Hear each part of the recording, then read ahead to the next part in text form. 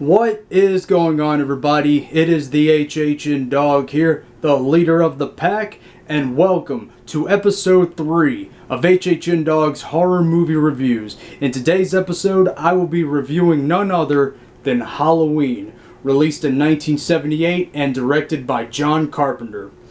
Now, before I start reviewing this movie, this review will contain spoilers, so if you have not seen this movie, I suggest you stop the video now and watch it, because watch this movie because you are missing out. But if you have seen this movie and are a fan of it like I am, you know what goes down, so let's get into it.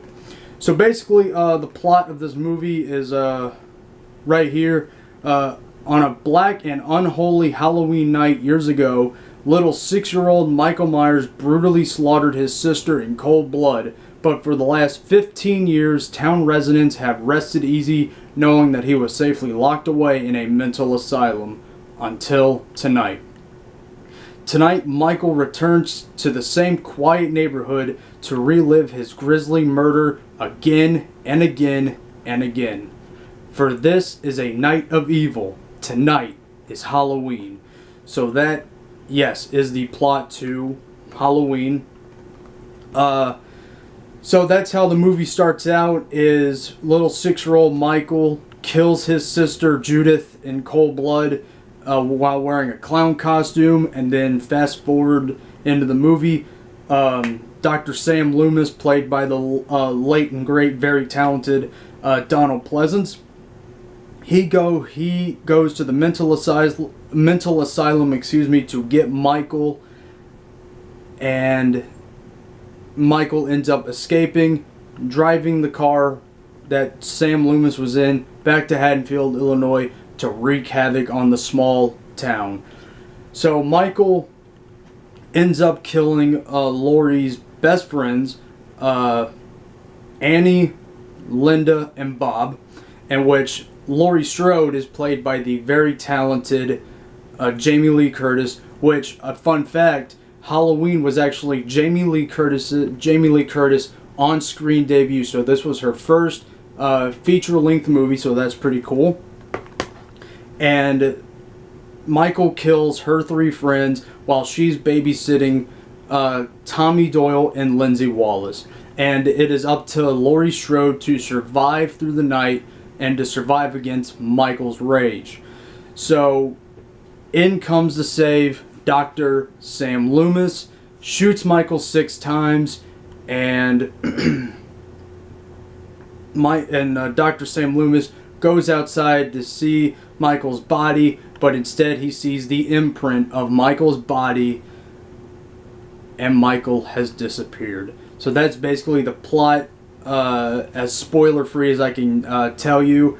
But yes, now Annie dies by getting her throat slit in the neck, getting her throat slit in the car while she is going to go get her date. And Bob is killed by getting stabbed and hung in the door in the kitchen. And Linda is killed by getting strangled with the phone cord. So that's how Laurie's friends die. My favorite kill in the movie is Bob's death. Why? Because that scene right there it's a great visual where Michael, after he kills Bob, and Bob is hanging there on the door with the knife keeping him hung on the door, Michael is standing there tilting his head and probably admiring what he did to Bob.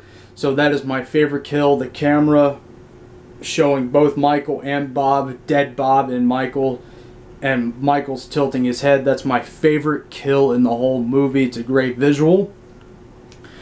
And yeah, and one other thing too is that this movie, if you are in the know of this, Halloween was actually made on a very low budget of $300,000. And back in 1978, $300,000 was more than likely hard to come by. So that was the budget.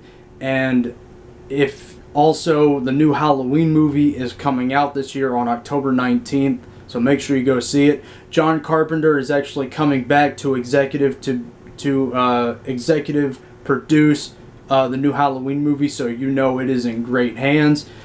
So, and this movie has spawned a lot of sequels. So Halloween 2, Halloween 3, Season of the Witch, Halloween 4, the Return of Michael Myers, Halloween 5, The Revenge of Michael Myers, Halloween 6, The Curse of Michael Myers, Halloween H2O, which is set 20 years after this, and Halloween Resurrection. And then it also spawned a remake released in 2007, directed by Rob Zombie. And then he ended up making a Halloween 2 sequel, which is a completely original story. It's not a remake of the original sequel. Halloween 2, released in 2009, was a whole new Halloween movie on its own. And then, of course, the new Halloween movie is coming out October 19th. So, as you can tell, Michael Myers has created has created a following. He's a legacy now. Like, he is a permanent piece in horror movie history, and he will forever be my favorite horror movie icon. But on a scale of 1 to 5, I give this a solid 5 out of 5. This is a forever favorite of mine, a forever favorite horror movie of mine. Every Halloween night, every October 31st, I make popcorn, I sit down, and I watch this movie with the lights out. Yes. On Halloween night, it is a forever classic. So, yes. And then one other thing, too, is that one review right here, it says Halloween is a absolutely merciless thriller. I would compare it to Psycho. That's one thing I've always heard, is that what movie really started the slasher genre? Was it Psycho or was it Halloween? In my opinion, it was Halloween that started the slasher genre. Now, don't get me wrong, I love Psycho. It is a great movie, but Halloween started the slasher genre in my opinion. Yeah. So now, what do you think started the horror genre? Was it Halloween or was it Psycho? Make sure to put your thoughts in the comments section down below. But thank you everyone so much for watching this video, or this movie review, excuse me. And stay tuned, because next week I will be reviewing the sequel, released in 1981, Halloween 2. So stay tuned for that episode next week. Thank you everyone so much for watching, and until next time everybody, I will see you all in the doghouse.